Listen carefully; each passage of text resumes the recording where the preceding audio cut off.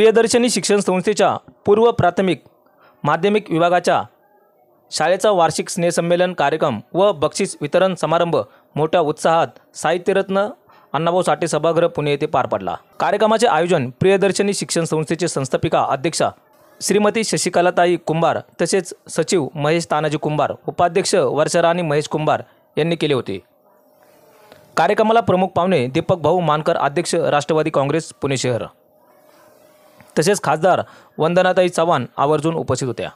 नामदेव मोरे, संतोष कुंभार, पोपट येळे, दत्ताभाऊ सागरे, मृणालिनी वाणी आदी प्रमुख अतिथी उपस्थित होते।